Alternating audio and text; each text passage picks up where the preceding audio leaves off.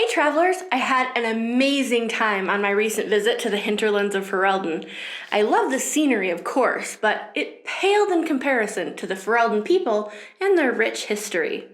Everywhere I turned, I found a new story or a bit of lore, ranging from ancient times all the way up to the Dragon Age. The video about that trip is down in the description, but there was one tale I loved so much I had to zoom in for a closer look. So on this side trip, we're taking a look at the legend of Tyrdda Bright-Axe.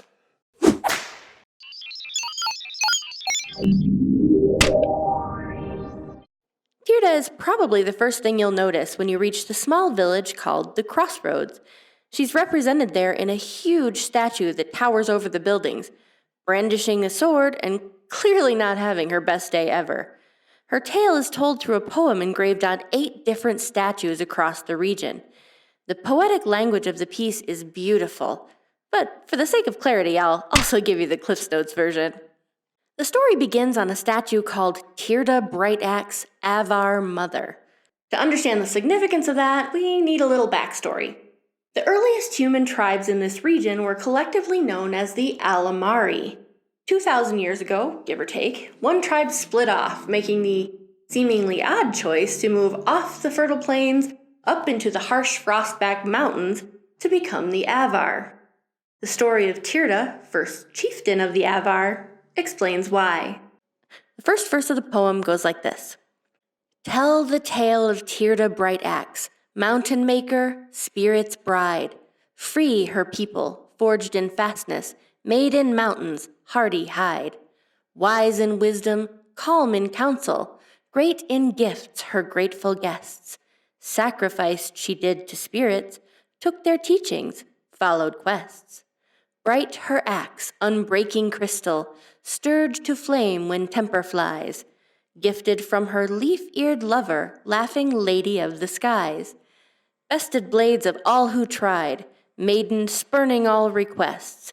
Tyrdda Bright-Axe, dreamer's eyes, Avar mother of her making. According to the poem, Tyrdda was a wise leader and a fierce fighter.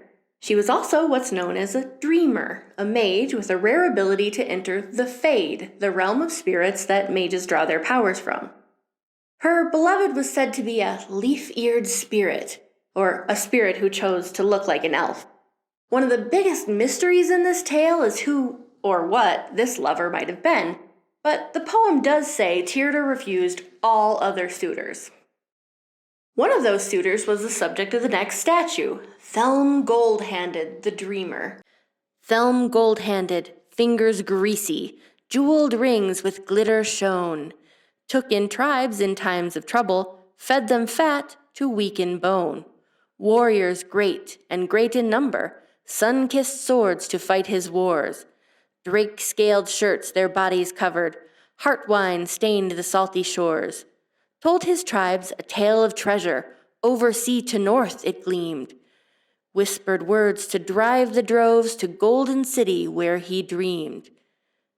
Counseled quick in dreams alone, voices wiser man ignores. Pushed the tribes until they screamed, heed the dreams and cross the waking. As you might guess from that title, Thelm was also a dreamer. But instead of happy elfy hookups, he got whispering demons who told him of a vast treasure in a golden city across the sea. To build enough forces to go after it, he basically specialized in corporate takeovers. He found tribes that were struggling and helped them by absorbing them into his own tribe and then keeping them too weak to leave. Nice guy, huh?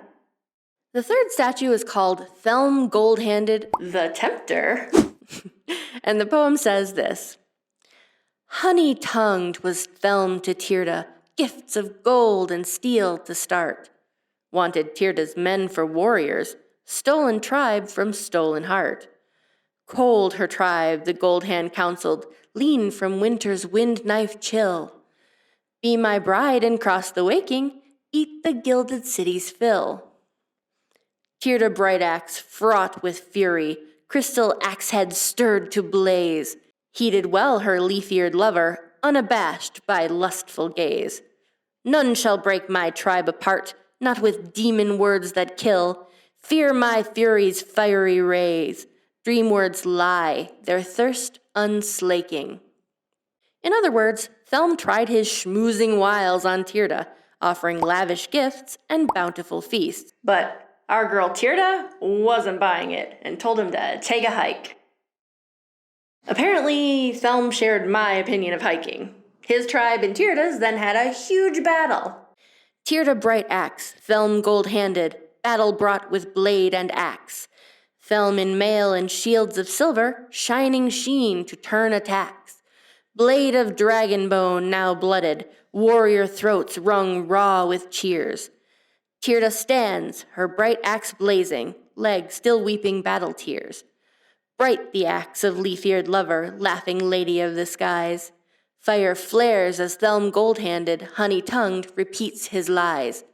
North to warmth and golden cities, whispers speak in dreamers' ears. Silver scorched, the lyre flies on ravens' beaks to dream unwaking. So, Tyrdda, being a badass, prevailed, yay! Despite being wounded in the leg. As for Thelm, well, this statue is called The Tempter Burns, and I'm pretty sure it wasn't from a lack of sunscreen, so yeah. In case there was any doubt, the part about flying on ravens' beaks is a reference to their custom of laying the dead out under the sky so birds could carry the departed off to the Lady of the Skies, one of their deities. So, Thelm was done for. But, unfortunately, all was not well for Tyrdda. Tyrdda Bright-Axe, bold and bloodied, took her tribe from placid plains.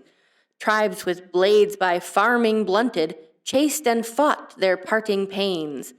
To the mountains, shorn of shelter, snow-slicked peaks gave wind its bite. Found a cave to save her tribe, but dragon fire lit the night. Beast no blade could break came roaring, mountains slipped their winter gown. Tyrdda shouts to leaf-eared lover, you I chose above a crown. Lightning split the spitting rains, sundered over prideful heights. Dragon fell in rubble down, crashed and crushed in earth's mad shaking. It seems other tribes took issue with Tyrdda's victory and chased Tyrdda's tribe off the plains. The good news was that they found a mountain cave to shelter in. The bad news was that a dragon had found it first. Its hide, the poem tells us, could resist any blade, and its roar caused an avalanche, making the mountains slip their winter gown. Out of options, Tyrdda called out to her beloved for help, and the spirit sent a bolt of lightning to shatter the cave's roof, turning the dragon into dragon pate. The title of this sculpture? The Burial of the Beast. And then, poor Tyrdda finally caught a break. Tyrdda Bright-Axe, proud her tribe, free from fallow fat below. Built in battle, fed on fighting, strong from struggle did they grow. Deep in caves, the stone men tribe, Hender's warriors stout and strong, met the tribe with axes ready, armor gleaming, sword blades long. Spoke with Tyrdda did her lover, gentle whispers soft she made. Dwarven hearts were sundered, simple, still with honor, thus she bade. Let the tribe the dwarf men know, in their caves where they belong, not with battle, but with trade, Hender's dwarves give peace unbreaking. The earthquake caused by the cave-in drew the attention of the dwarves in their caverns below.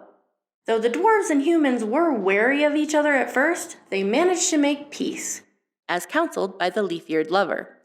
This statue is named for the dwarven leader, Hendir, dwarf prince, friend to Tyrdda. This brings us back to that huge statue at the crossroads.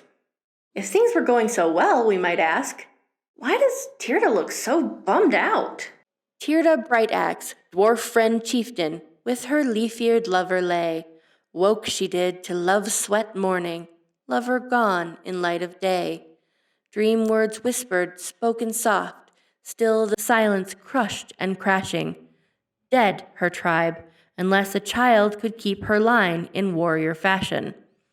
Avalvar, so named the lover, called our journey yours and mine. One day child of Tyrdda's blood, Morriganon in strength must shine. Lovers whispers to obey. Hendir, dwarf prince, friend in passion. babe produced to serve the line, the Avar tribe, her name our taking. Tyrdda needed an heir, and her spirit lover couldn't help her with that. So, after giving the tribe a new name, Avolvar, which meant our journey, the lover told her to have a child with Hendir and left. Tyrdda's expression makes sense when we know this statue is called the departure of her lover. Finally, the last verse tells us what happened after Tyrdda's tribe became the Avolvar, or Avar. Tyrdda Bright-Axe, Avar chieftain, strong her tribe with dwarven trade. Battles brought to men and demons, won with wisdom, fire, and blade. Then did Tyrdda look to Hendir, dwarf prince friend, children giver, took her freedom. Hendir glad wished her what he could not give her. Chose her child to stand as chieftain after all last wrongs were righted, gifted goods of worldly want, left her tribe no more benighted. Skyward one last trek she made, to her lover dream delivered, raven feathered, reunited, hearts both whole, now neither aching. Between strength in battle and trade with the dwarves, they flourished. And eventually, Tyrdda and Hendir's child, Morriganen, was chosen to follow her as chieftain. Freed of her duties, Tyrdda made one last trip into the spirit realm, as shown in the statue called Tyrdda Flying to Her Lover. And they lived, sort of, happily ever after. I just love that story. I mean, to paraphrase my favorite movie, it's got magic, fighting, revenge, monsters, chases, escapes, true love, miracles. What's not to love? Thanks for watching. If you enjoyed this little side trip, check out the video of my visit to the hinterlands. The link is in the description. And to see more travel highlights of virtual destinations, don't forget to like and subscribe. If you like my work, feel free to support me on Ko-fi.com or check out my travel stickers, postcards, and other designs on Redbubble. Links are below. Safe journeys, and see you next time on Travel Rebooted.